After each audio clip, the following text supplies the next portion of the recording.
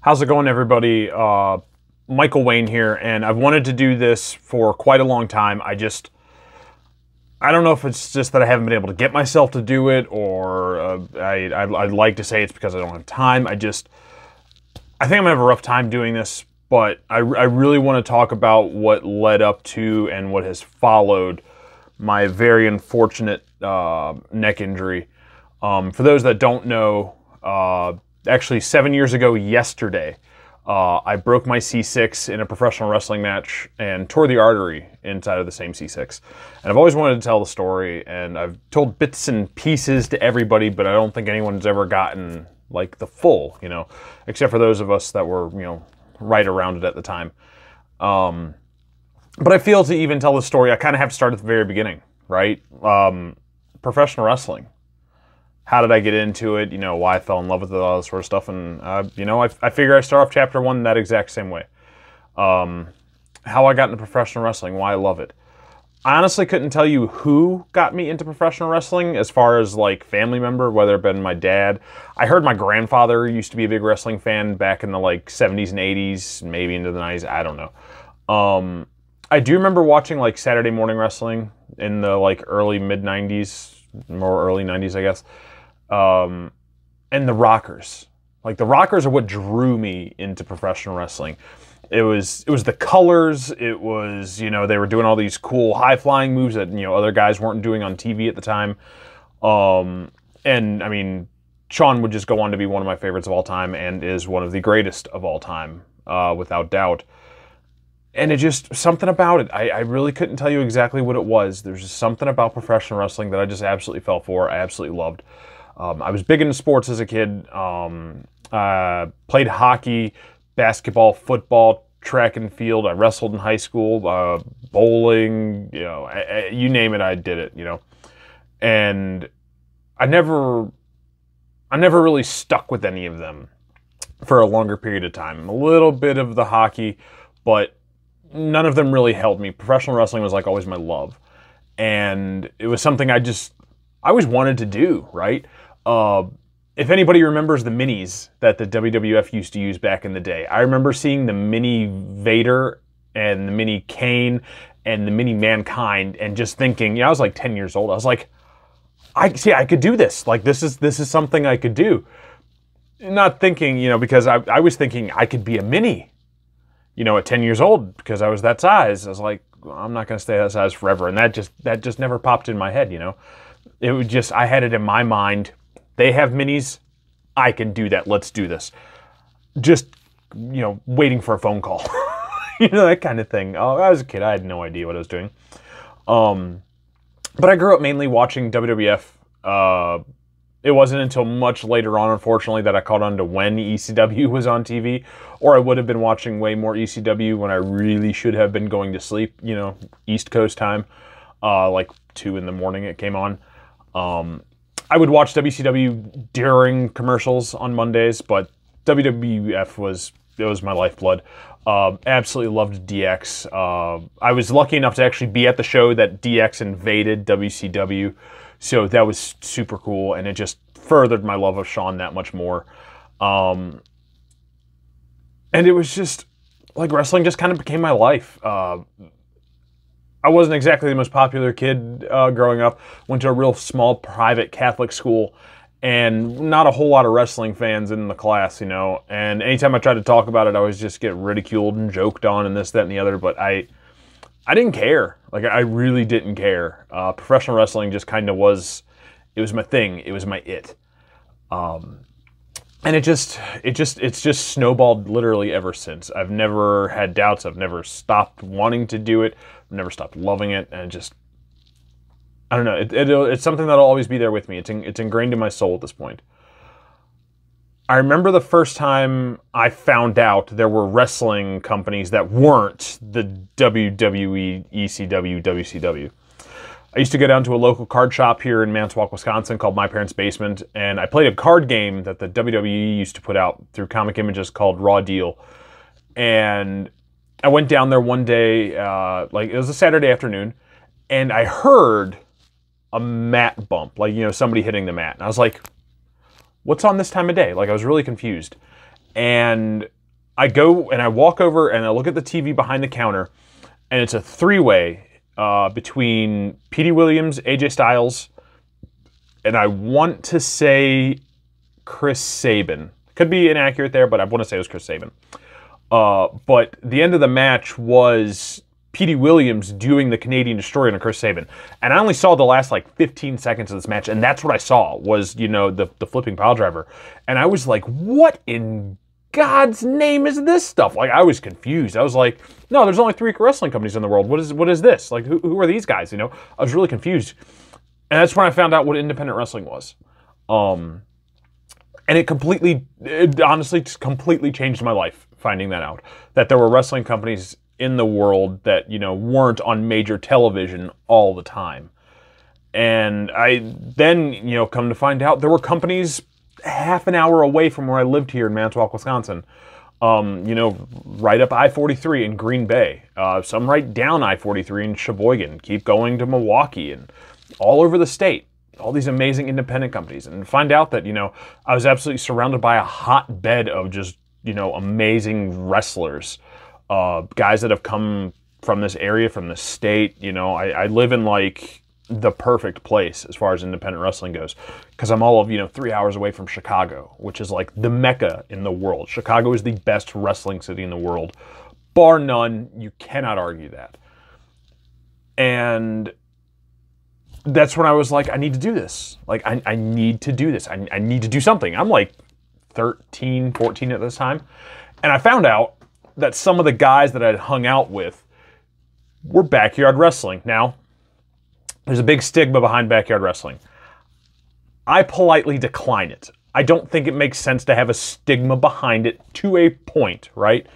How many people play tackle football in their backyard with no pads on? Lots. Millions of kids have literally played tackle football.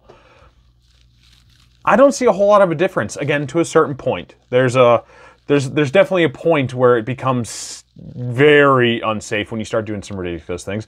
And I'm not saying you should stay there forever. You shouldn't.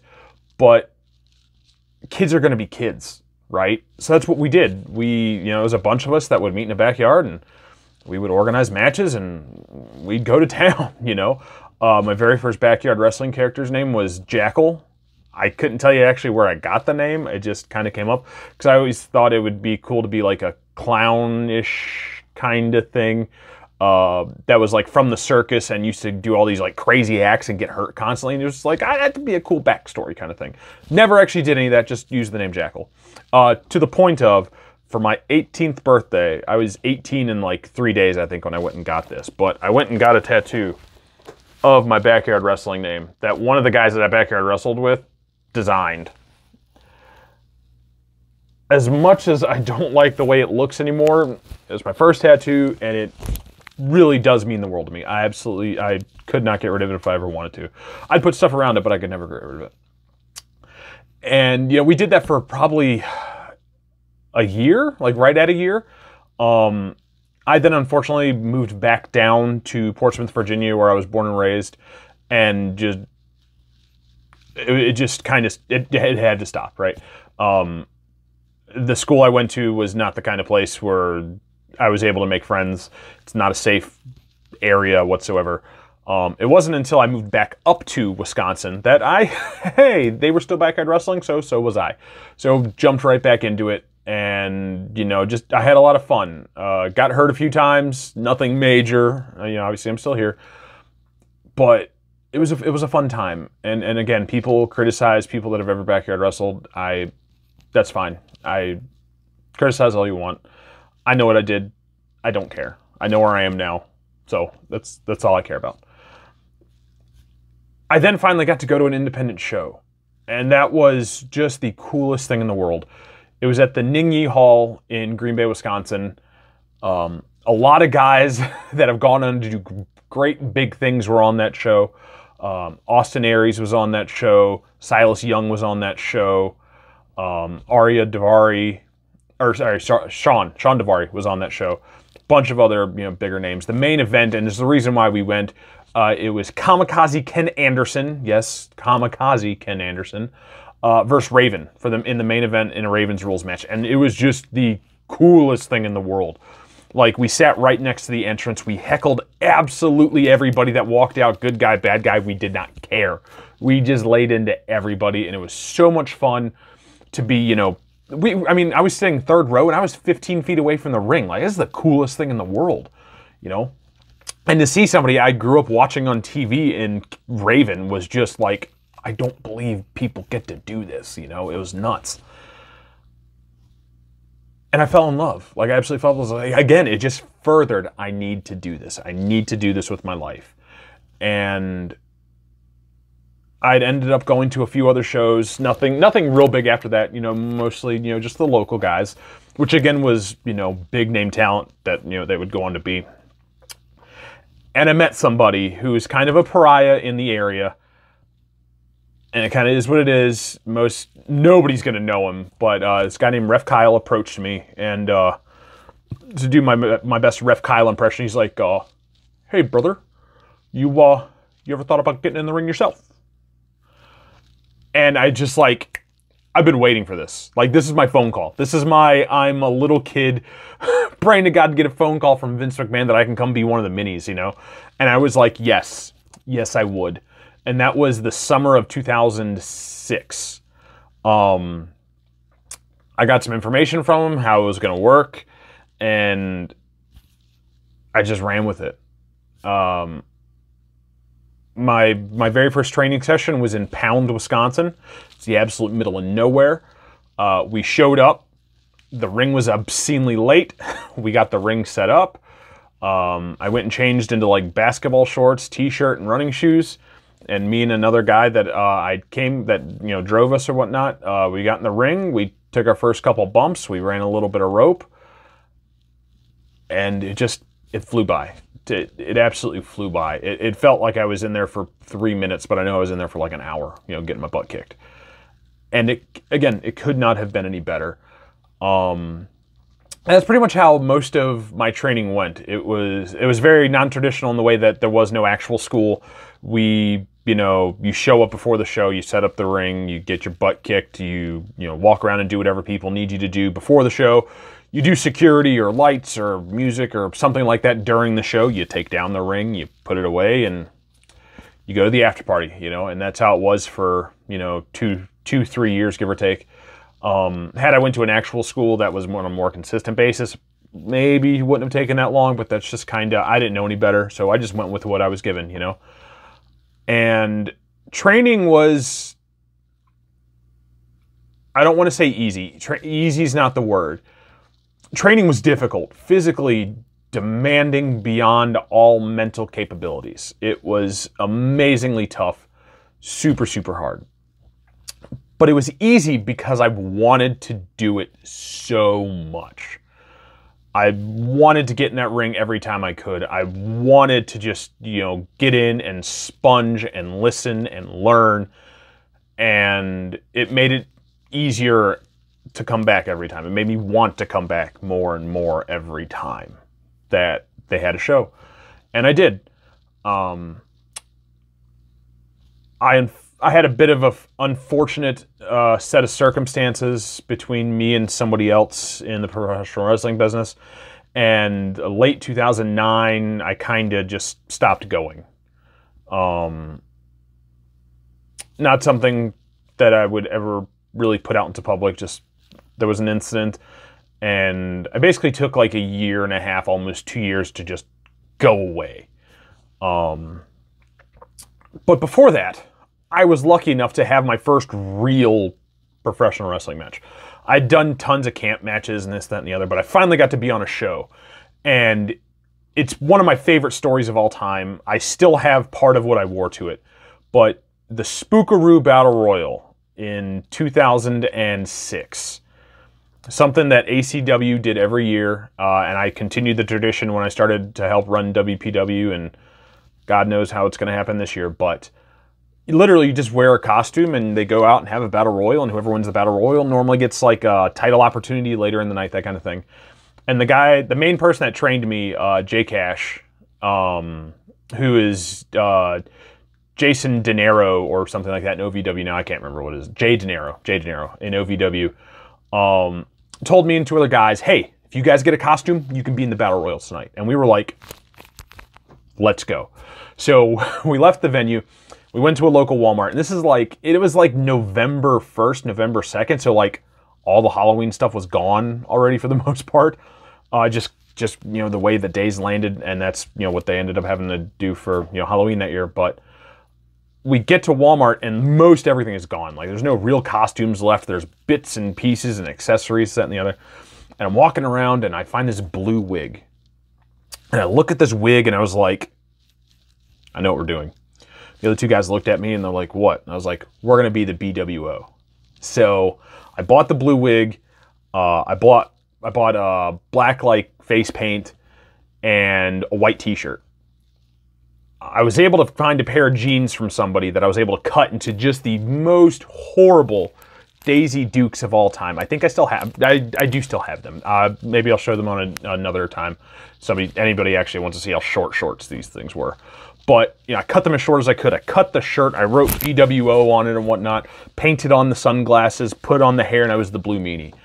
And the other guys did Big Stevie Cool and Hollywood Nova.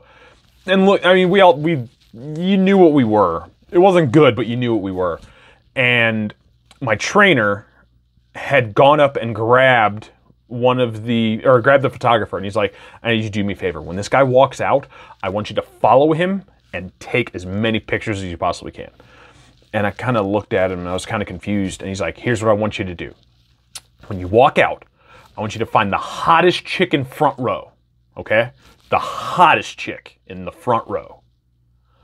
And I want you to do the Blue Meanie dance on her. And I was like, what are you talking about? He's like, dude, you're the Blue Meanie. You've got to be able to do the Blue Meanie dance. And I was like, well, yeah, and I did it for a second. He's like, exactly. You need to go out there, find the hottest chick you possibly can, and do the Blue Meanie dance on her. Okay. So we walk out there, and, you know, we're, you know, doing our thing or whatever, and I find like, just perfect 10. She's like the exact opposite side of the entrance. And I walk over, and I start doing the Blue Meanie dance or whatever, and he takes these pictures. I've magically never seen any of these pictures, so it's whatever. Come to find out, it was one of the wrestler's girlfriends, and I did not know. He knew that. He knew exactly who I was going to choose and set me up hard. Turned into a little bit of a funny thing with us, but got in the ring, got my butt kicked severely, you know, and again, I've said this more than once during this now, I was set for life. I knew it's what I wanted to do. I knew it's where I wanted to put my time and efforts. And it was amazing. It was absolutely amazing. Nothing compares to wanting to do something as a kid, you know, as a small kid, you know, at 4, 5, 6 years old. And then being able to do it, you know, later in life. It was amazing. It's been absolutely amazing. So that's where I'm going to leave us for the end of chapter 1, how I got into wrestling and training. My next video, I'll probably talk a little bit more about my training and whatnot, and go on from there. Some early years, my very first wrestling character, the lumberjack Michael Wayne, as much as I love it and as embarrassing as it was.